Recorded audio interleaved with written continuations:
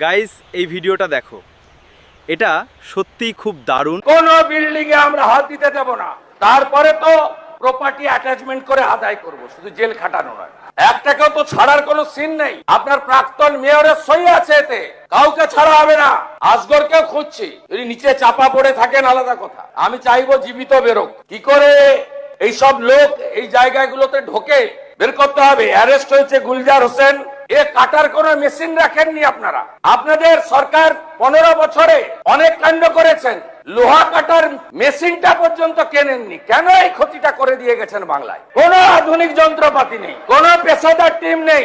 এ আপনাদের পাপের ফল। সব জায়গায় টাকা নিতে নিতে এই সিটি অফ জয়কে এবং বৃহত্তর কলকাতাকে মৃত্যুপুরীতে আপনারা পরিণত করেছেন। একাধিক ইনসিডেন্ট, গার্ডেন রিচ থেকে শুরু করে শিক্ষা নেননি, সংশোধন করেননি, কোন উদ্ধার কার্যে এনডিআরএফ এবং আর্মিকে কোনোদিন ডাকেননি। গার্ডেন রিচে ধ্বংসস্তূপে আপনার জেলা মুর্শিদাবাদের যারা হাত খুলে মমতা ব্যানার্জিকে ভোট দেয় মুসলিম, তাদের 14 জন চাপা পড়ে মারা গেছিল, একজনকে উদ্ধার করতে পারেননি আপনারা জীবিত। আমরা এটা নিয়ে রাজনীতি করব না, কিন্তু কি করেছেন আপনারা? একটাকেও তো ছাড়ার কোনো সিন নেই। আপনার প্রাক্তন মেয়রের সই আছে এতে, কাউকে ছাড়া হবে না। আপনার ইঞ্জিনিয়ার যাদের নাম আছে, it is found that Shri Aminur Sheikh sub assistant engineer, Shri Nirmalendu Sardar assistant engineer, Shri Ranjan Das executive engineer has not discharged their duties and responsibilities in respect of the instate premises. আমরা পুরো ফ্যাক্ট ফাইন্ডিং বের করেছি, কোনো ছাড়াছাড়ির সিন নেই। আমরা এখনো পর্যন্ত 5টাকে অ্যারেস্ট করেছি। গুলজার হোসেন সুপারভাইজার অফ আসগরকেও খুঁজছি, যদি নিচে চাপা পড়ে থাকেন আলাদা কথা, আমি চাইবো জীবিত বেরোক। কি করে এইসব লোক এই জায়গাগুলোতে ঢোকে বের করতে হবে। অ্যারেস্ট হয়েছে গুলজার হোসেন সুপারভাইজার অফ আসগর।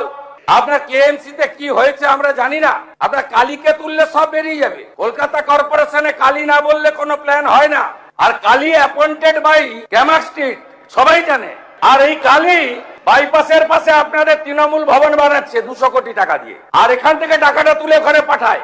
আমরা সব জানি, সব বের করেছি। আমরা এফআইআর হয়েছে, আরো ব্যবস্থা নিচ্ছি। ইনসিডেন্ট রিপোর্টে আমাদের প্রথমেই হ্যাটসঅপ জানাই ইন্ডিয়ান আর্মি, তারা 215 জন জওয়ানকে দিয়েছিলেন। আমি এবং মুখ্য সচিব আলোচনা করে 2টোর সময় সিদ্ধান্ত নিই, এই যে ভারী বিম, এ কাটার কোন মেশিন রাখেননি আপনারা। আপনাদের সরকার 15 বছরে অনেক কাণ্ড করেছেন, লোহা কাটার মেশিনটা পর্যন্ত কেনেননি। কেন এই ক্ষতিটা করে দিয়ে গেছেন বাংলায়? কোন আধুনিক যন্ত্রপাতি নেই, কোন পেশাদার টিম নেই। আর্মির 215 পার্সোনাল এসেছেন এবং